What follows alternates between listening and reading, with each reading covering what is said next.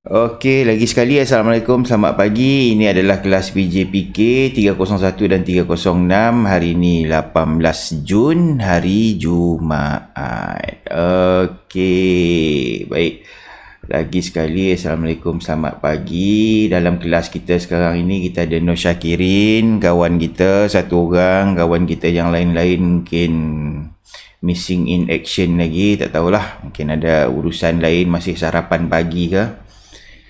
Walau bagaimanapun kita buat rakaman Syakirin, kita buat rakaman. Nanti kawan-kawan yang lain dia boleh tonton rakaman kita lah. Okey. Tajuk kita hari ini adalah sambungan daripada tajuk minggu lalu, iaitu masih dalam bab 6.0. Tajuk dia penyakit. Okey, kita nak sambung ni lah, kita buat dua bahagian tajuk tu. Okey. Saya tukarkan paparan sebentar. Okey, sebelum kita start, di paparan sekarang saya nak tunjukkan tugasan minggu lalu yang kawan-kawan kita dah hantar. Okey, beberapa orang kawan kita hantar. Syakirin dah hantar, Syakirin 301 dah hantar, Nur Anis 301, Munisri 301, Avineshwari 301 dah hantar, dan 306 ada satu orang, Puteri Amira Najwa. Ini kawan-kawan kita yang dah hantar tugasan. Kita tengok sikit lah tugasan kawan-kawan kita. Syakirin tadi nama apa? Dekat sini. Nur Syakirin. Ni kan dekat Google pakai nama Nur Siah ni kan. Okey. Kita tengok sekejap. Oh, ada kawan kita baru masuk. Okey, selamat datang. Ni Puteri Amira 306. Kita baru start dia, Puteri Amira. Sekarang ini saya tunjukkan di paparan adalah tugasan. Ni Syakirin punya tugasan. Okey. Dan satu lagi, muka surat seterusnya. Ni Syakirin punya tugasan. Okey. Dah terima dah. Okey, kita tengok pula Puteri Amira punya tugasan. Puteri Amira punya tugasan. Okey, ini Puteri Amira punya tugasan. Soalan 1, soalan 2, soalan 3. Kemudian sambung lagi soalan 4, soalan 5. Alright, very good. Walau bagaimanapun saya tunjukkan terlebih dahulu lah. Saya tak sempat nak tanda lagi minggu ni. Saya agak-agak sibuk sedikit. InsyaAllah nanti saya akan buat penandaan. Kawan-kawan yang lain pun ni banyak yang dah hantar. Kita tengok sikit. Ini siapa punya. Satu orang lagi kita tengok, Anis punya. Okey, alright, 4, 5. Okey, dengan pembaris-pembaris sekalian ni saya ambil gambar. Okey, very good. Baik, kawan-kawan yang lain pun terima kasih yang dah hantar tugasan. Sebagai peringatan sahaja untuk kawan-kawan kita yang lain yang belum hantar tugasan. Seperti yang saya maklumkan, markah kita tahun ini, sebab kita memang banyak betul sesi PDPR, semuanya bergantung kepada tugasan kamu. Tambahan lagi, kita dah tak ada dah peperiksaan bertulis, nampak gayanya. Jadi kebanyakan markah sepenuhnya semua berdasarkan kamu punya tugasan yang kamu hantar, dan saya boleh berikan markah PBD kepada kamu, iaitu untuk setiap tajuk maksimumnya sehingga band 6. Menjadi satu masalah kepada kamu dan juga saya apabila kamu tak hantar tugasan. Bila tak hantar tugasan, saya tak dapat nak bagi markah. Walaupun kamu join kelas, kalau kita tengok minggu lepas ramai yang join kelas. Arfa ada dan banyak lagi kawan-kawan yang lain join, tetapi tak hantar tugasan. Jadi tak hantar tugasan, saya tak boleh nak bagi markah.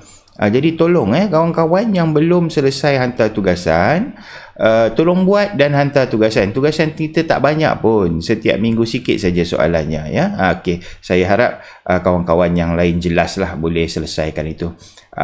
Syakirin, Amira Najwa tak ada masalah, hantar hampir setiap minggu hantar tugasan, no problem. So akan ada markah, semua yang hantar tugasan akan dapat markah yang sepatutnya. Baiklah, kita nak tengok tajuk kita hari ini. Sebentar saya kongsikan paparan, tukar paparan sikit. Okey, alright, pada post saya hari ini kita nak buat sambungan sahaja. Tajuk kita masih lagi dalam tajuk penyakit ini Masih lagi dalam tajuk penyakit. Ini minggu lalu kita dah settle soalan 1, 2, 3, 4, 5. Kita sambung lagi hari ini soalan 6, 7 dan 8. 3 soalan saja. Okey. Yang kawan-kawan ada buku teks bersama-sama kamu sekarang ini, boleh rujuk muka surat 173 dan muka surat 174. Okey, ini tajuk yang quite interesting lah sebab dia cerita pasal penyakit. Kita pun sekarang ni sedang mengalami pandemik COVID-19, walaupun penyakitnya berbeza. Ini HIV AIDS yang kita hadapi COVID-19, tetapi banyak perkara yang kurang lebih sama dari segi jangkitan itu. Okey, baiklah, kita terus sahajalah kepada soalan kita hari ini. 3 soalan super ringkas sahajalah ya. Baik. Okey, di paparan sekarang ini kita terus sahaja lihat soalan nombor 6. Okey. Nyatakan 5 kaedah pencegahan jangkitan HIV dan AIDS. Okey, bagaimana nak mencegah ni? Okey, kita tengok, dan kalau boleh kita tengok adakah persamaan dengan COVID-19 kaedah pencegahan ni. Okey, mari kita tengok. Kaedah pencegahan yang disenaraikan kepada kita ini ada banyak. Okey, dalam buku teks muka surat 173 ya. Okey, sama-sama kita tengok sikit. Dia kata apa? Allahuakbar. Alright. Okey, cara terbaik dia kata, cara terbaik mencegah jangkitan HIV dan AIDS adalah daripada merebak adalah dengan mengamalkan gaya hidup yang sihat. Semestinya lah. Okey, apa dia gaya hidup yang sihat? Kaedah pencegahan dia yang pertama, tidak melakukan hubungan seks sebelum berkahwin. Okey, itu jelas dia bagi tahu ya. Jadi ini saya rasa tak ada masalah lah, sebab kita dalam agama kita pun, semua jenis agama pun memang melarang lah perhubungan seks, okey, sebelum berkahwin tanpa status yang sah. Minggu lalu pun kita dah cerita kenapa dah berkahwin boleh dari segi kita kata kesihatannya. Sebab apa? Setiap individu di Malaysia ini yang berkahwin perlu melalui saringan kesihatan. Jadi kita tahu bila kita nak kahwin, kita tahu pasangan kita itu memang dah bebas HIV dan AIDS. Ya, itu dari segi kesihatan dan perundangan negara kita lah ya. Dia ada saringan, dia panggil saringan HIV dan AIDS. Baik. Yang kedua dia kata apa? Jangan melakukan hubungan seks secara rambang. Okey, melakukan hubungan seks secara rambang ni secara rawak lah ya. Secara rawak tak boleh lah kan, dalam agama pun memang tak boleh. Okey. Tidak berlaku curang bagi pasangan suami isteri. Okey, dia semua bersekitaran sama saja ni. Maksud dia hubungan seks bebas lah ya. Secara bebas itu tak boleh ya.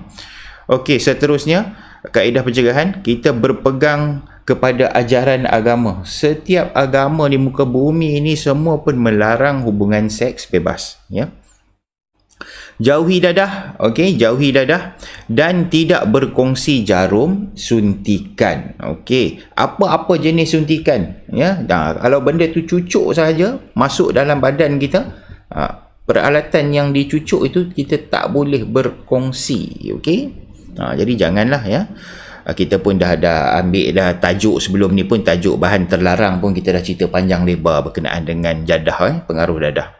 Okey, pengesanan awal seterusnya dan langkah rawatan sangat penting. Okey, sekiranya kita syak wasangka dengan keadaan diri kita, kita boleh dapatkan saringan, ujian saringan HIV dan AIDS boleh buat di hospital, dan juga kalau daripada ujian saringan tu kita dapat mengesan macam COVID-19 jugalah ada saringan. Okey, saring semua simpanan tabung darah. Okey, yang ini lebih kepada tugas di hospital lah. Jadi setiap kali kita nak derma darah, okey, memanglah kita nampak cek dia macam simple saja kan. Pernah derma darah tak? Dia akan cek kamu kan. Tetapi darah itu pun akan diproses terlebih dahulu, disaringkan darah kamu tu untuk pastikan dia betul-betul bebas daripada sebarang penyakit berjangkit. Baru dia boleh digunakan. Baik. Seterusnya lagi, sentiasa berwaspada dan berjaga-jaga apabila berhadapan dengan situasi yang melibatkan pemindahan darah dan organ. Okey, jadi kalau kamu terlibat dalam sebarang jenis pemindahan darah dan organ, kita kena ambil langkah berjaga-jagalah, sekurang-kurangnya kita ambil tahulah sedikit, setiap darah tu dia mungkin ada sertifikat dia, ya. Okay. Ini tapi saya rasa hospital di Malaysia, jangan risau, SOP berkenaan dengan darah ni memang ketat lah. Okay. Baik, seterusnya elakkan yang akhir sekali daripada berkongsi peralatan peribadi seperti pisau, cukur dan berus gigi. Okey, ini kita tak nampak sangat, ya. Okey, tak perasan berus gigi. Nampak macam biasa, tapi kadang-kadang gusi ni satu kan senang berdarah kan. So memang bahaya, berkongsi pisau cukur dan berus gigi boleh membawa kepada jangkitan penyakit berjangkit. So awas. Baik, itu adalah banyak disenaraikan kepada kita A sampai I, tetapi dalam soalan saya nombor 6 saya hanya minta 5 sahaja. So, kamu pilihlah 5 daripada senarai ini, mana-mana 5 dan masukkan ke dalam soalan 6 kita. Baik, very simple. Okey, kita pergi seterusnya soalan 7. Saya pantas laju-laju je. Nyatakan 2 aktiviti berisiko tinggi yang boleh mendedahkan diri kita kepada HIV dan AIDS. Apakah 2 aktiviti berisiko tinggi yang boleh mendedahkan kita kepada penyakit AIDS dan HIV? Okey, mari kita lihat. Okey, di sini ada satu peta buih, ya. Yang pertama, transfusi darah dan prosedur pembedahan yang lain. Okey, jadi apabila berlaku pertukaran darah dan sebagainya, itu cara dia paling mudah lah, paling berisiko tinggi, untuk berjangkit. Yang kedua, berkongsi peralatan peribadi, terutamanya yang boleh kena darah lah, macam berus gigi tadi, pisau cukur yang berkemungkinan akan ada kesan darah dekat situ, dia tak boleh dikongsi. Okay. Seterusnya lagi, pergaulan bebas. Dia lebih kepada pergaulan bebas yang melampaui batas lah, ya. Macam hubungan seks dan sebagainya, itu sangat-sangat berisiko tinggi. Kamu meletakkan diri kamu dalam risiko yang sangat tinggi untuk kena HIV dan AIDS apabila melakukan hubungan seks bebas tanpa perlindungan, ya. Dan akhir sekali, terlibat dengan aktiviti pelacuran. Okey, ini memanglah sangat-sangat ditegah. Di dalam agama kita pun dah ditegah. Di dalam undang-undang negara kita pun dilarang sama sekali untuk membuat sebarang aktiviti berkaitan pelacuran. Okey, kerana apa? Antara sebab dia adalah inilah antara aktiviti paling berisiko untuk kamu dijangkiti HIV dan AIDS. Okey, jadi di sini kita berbalik kepada yang soalan kita. Bermaksudnya ada 4 lah yang dibagi tahu kepada kita di sini, antara aktiviti berisiko tinggi. So pilih 2 dan masukkan ke dalam soalan kita nombor 7. Baik, kita tengok soalan kita yang terakhir, very simple one. Kita tengok nombor 8, nyatakan kesan-kesan, okey, akibat HIV dan AIDS selain dari aspek kesihatan. Okey, kita dah tahu dah, kalau aspek kesihatan tu kita dah jelas. Orang itu akan kena HIV, dia seorang pembawa HIV, dia boleh merebakkan virus HIV itu di sekeliling dia. Kemudian dia sangat berisiko tinggi untuk menghidapi penyakit AIDS. Siapa yang dah kena virus HIV, badan dia akan mula menyusut tahap kesihatannya dan akhir sekali dia akan kena AIDS, penyakit yang kronik, ya. Okey, kita tengok. Itu dari segi aspek kesihatan. Kalau dari segi aspek lain, apa berlaku bila seseorang itu kena HIV dan AIDS? Mari kita lihat di muka surat 174. Okey, kita lihat dekat sini. Saya baca sikit lah, dia terangkan kepada kita, ya. Banyak fakta yang diterangkan di sini, agak menarik. Mari kita lihatlah sikit. Okey, dia kata apa? AIDS kini membawa ancaman yang lebih tinggi kepada kanak-kanak berbanding sebelumnya. Menurut laporan UNICEF pada tahun 2016, ya, kanak-kanak di bawah umur 15 tahun mewakili 1 daripada 6 kematian yang berkaitan dengan AIDS dan 1 daripada 7 jangkitan HIV yang baharu. Setiap minit, pada setiap hari seorang kanak-kanak di bawah umur 15 tahun meninggal dunia dari segi statistik lah ya, disebabkan oleh penyakit yang berkaitan dengan AIDS. Seorang anak muda berumur antara 15 ke 24 tahun mendapat jangkitan HIV setiap 15 saat di dalam dunia ni. Dia ni statistik lah ya. Dia nak tunjukkan betapa ramainya yang terkesan dengan HIV dan AIDS. Manakala 15 juta kanak-kanak di seluruh dunia telah menjadi anak yatim disebabkan oleh AIDS. Okey, bermaksud mereka ni dapat jangkitan daripada ibu bapa mereka lah ya.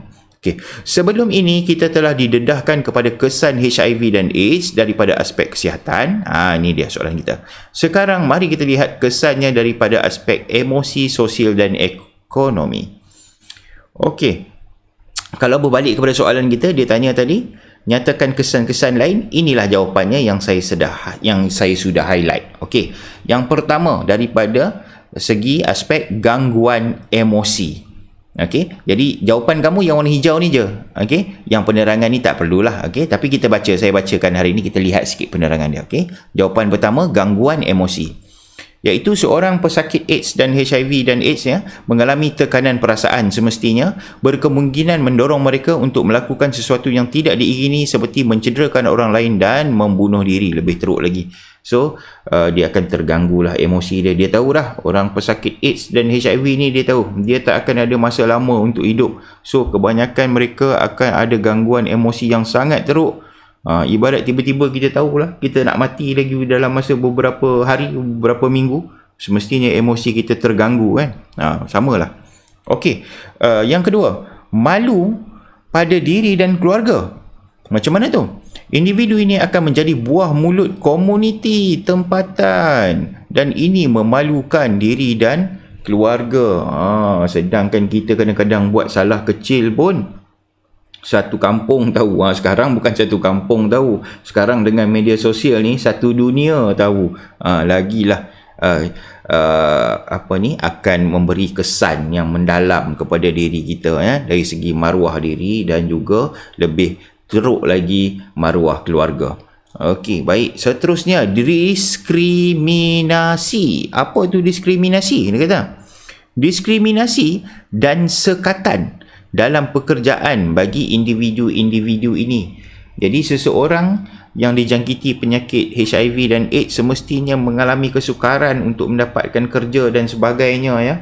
Sebab orang takutlah nak dekat dengan dia kan. Jadi macam mana nak kerja, memang banyak akan mengganggu kehidupan dia lah. Walaupun dia baru kena HIV, dia belum kena AIDS, tetapi ini dah start ada gangguan dalam hidup dia. Okey, baik. Seterusnya, stigma masyarakat. Saya besarkan sikit. Stigma masyarakat. Masyarakat beranggapan bahawa individu ini merbahaya, lalu dipinggirkan. Tu dia. Masyarakat akan beranggapan bahawa individu ini mengamalkan gaya hidup tidak bermoral. Orang tak peduli dah macam mana cara kita kena. Engkau ada HIV lah. Saya tak nak dekati kamu. Begitu. Jadi semestinya akan sangat mengganggu emosi seorang yang kena HIV ataupun AIDS tersebut. Okey, yang akhir sekali dari segi aspek ekonomi, dia kata, kos sara hidup akan meningkat kerana kos rawatannya sangat mahal. Okey, kos perubatan tinggi, produktiviti menurun. So dia nak kerja pun badan dia sakit lah ya. Macam mana seorang yang sakit nak kerja secara berterusan, dia agak sukar. Dalam masa yang sama dia perlu menanggung kos rawatan untuk diri dia yang sangat tinggi. Jadi ia akan banyak menjejaskan kehidupan seseorang itu apabila dijangkiti HIV dan AIDS. Kita kalau boleh kita simple saja HIV dan AIDS ni, amalkan gaya hidup sihat. Kalau kita tengok balik yang atas tadi ya, kita simple saja, amalkan gaya hidup sihat, berpegang kepada ajaran agama masing-masing, insya-Allah kita akan bebas daripada HIV dan AIDS. Lagi mudah daripada COVID-19, betul? COVID-19 dia lagi senang jangkitan dia. Kita kadang-kadang tak boleh nak kawal, kita tak tahu. Kita keluar pergi ke kedai sebagai contoh, mungkin ada sedikit bersentuhan atau Macam mana ke kita boleh dijangkiti COVID-19. Lagilah sukar kawalannya berbanding HIV dan AIDS. HIV dan AIDS simple, amalkan gaya hidup sihat, berpegang teguh pada ajaran agama, tidak melakukan larangan-larangan sebagai hubungan seks secara rambang dan sebagainya, kita akan selamat diri kita daripada HIV dan AIDS. Okey. So, very simple kelas kita hari ini. Soalan 6, 7 dan 8. Seperti biasa, rujuk semula post saya di Telegram. Allahu Akbar. Sekejap, saya kongsikan. Rujuk semula post saya di Telegram ataupun di grup kelas kamu. Okey. Klik pada kita punya tugasan. Okey.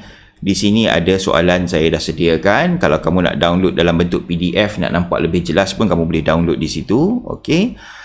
Isi kehadiran untuk hari ini, jangan lupa Syakirin dengan siapa tadi? Allahu Akbar. Dengan Putri, betul. Putri Amira tadi. Okey. Isi kehadiran jangan lupa ya. Isi kehadiran. Kemudian hantar tugasan lah macam biasa. Pada link ini ambil gambar tugasan kamu, 3 soalan saja, dan hantar tugasan pada link yang saya sediakan ini. Okey. Ada masalah tak isi kehadiran? Sistem kehadiran yang baru tu saya tengok okey itu hari, boleh je isi hari Isnin. So sama sajalah prosesnya lah. Okey. Link boleh ambil dekat sini. Dekat chat pun ada saya berikan link kehadiran juga. Okey. Dekat chat pun ada. Baik, saya rasa super simple tugasan saya sampai situ sahaja. Ada apa-apa soalan tak nak tanya sebelum kita berakhir? Ada apa-apa soalan? Sebarang soalan yang boleh saya jawab? Ada, cikgu. Boleh kan? Okey. Alright, very good Syakirin dan Amira. Lagi sekali tahniah, terima kasih kerana masuk. Tolong saya maklumkan kepada kawan-kawan yang lain, selepas ini saya akan muat naik kita punya rakaman YouTube ini. Kawan-kawan di rumah yang tak join kita pagi ni, dia boleh tengok rakaman dan dia boleh tengok balik post kita di sini. Ada soalannya, buat latihan, hantar tugasan dan isi kehadiran. Kehadiran itu terbuka sepanjang hari ini ya. Saya akan hantar report lebih kurang petang nanti. So saya nasihatkan kawan-kawan yang join, tak kisahlah tengok YouTube ke ataupun hanya tengok sahaja note kita ni dan buat latihan, tetap boleh isi kehadiran. Saya letakkan time limit dia last pukul 3.30 petang. Okey? Tolong maklumkan kepada kawan-kawan yang lain. Tak isi kehadiran, tak hantar tugasan, tak isi kehadiran, semestinya kamu akan saya rasa berdepan dengan unit disiplin dan unit kaunseling lah. Saya lihat unit disiplin dan unit kaunseling dia sekarang ni sedang mengumpul data-data murid-murid yang tidak menyertai PDPR. Bukan tujuan nak marah ke apa, tetapi lebih kepada nak membantu. Kenapa tak masuk kelas? Okey, kita nak bantu, nak bagi suruh masuk kelas. Itu saja. Okey, tetapi kalau tak hantar tugasan akan berdepan dengan tiada markah. Ini yang saya ulang banyak-banyak kali. Okey, jadi sama-sama ini adalah proses kerjasama kita ya. Proses pembelajaran ni kerjasama. Kamu bekerja, saya pun bekerja. Okey, sama-sama kita buat. Okey, jadi punyalah nak bagi sama-sama. Note saya pun tulis tangan. Kalau kamu tulis tangan, saya pun tulis tangan. So sama-sama kita buat. Tak ada masalah. Okey. Saya rasa kelas kita sampai di sini sahaja.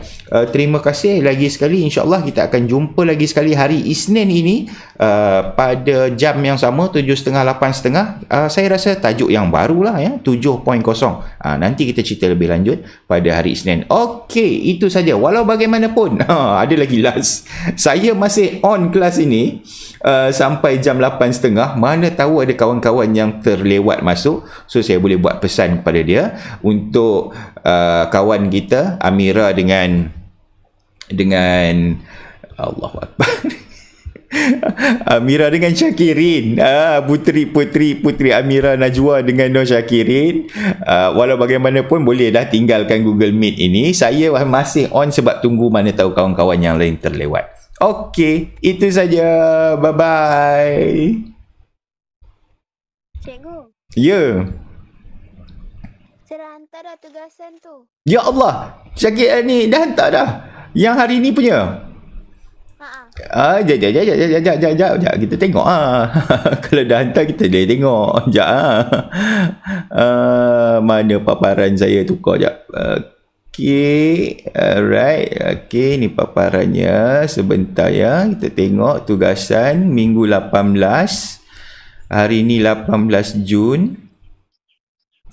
Okey, ini dia tugasannya. Okey, saya cek sekejap. Okey. Syakirin dah hantar. Ni Syakirin dah hantar. Mari kita tengok. Okey. Oh, sini soalan 6, soalan 7. Oi, colourful. Very good. Alright. Okey, soalan 6, soalan 7 dah Syakirin. And then seterusnya soalan 8. Kau buat malam tadi ke kau buat pagi ni? Buat yang setengah cikgu cakap tadi. Ya Allah, cepat. Okey, very good Syakirin. Baik, insya-Allah saya akan buat penandaan sebentar lagi. Kita tunggu saya kumpul-kumpul sekejap. Lepas tu saya akan tandalah. Okey, no problem. Terima kasih banyak-banyak. Okey, kawan-kawan yang lain tolong buat tugasan dan hantar tugasan. Supaya semua orang ada markah lah. Itu dah yang penting. Okey, baik. Saya masih menunggulah kawan-kawan yang lain. Syakirin dengan Putri Amira kalau nak live Google Meet. Okey, no problem, tak ada masalah. Okey, baik. Terima kasih lagi sekali. Tahniah Syakirin, siap awal senang. Tak pening kepala. Boleh pergi sarapan. Baik, cikgu. Alright, bye-bye.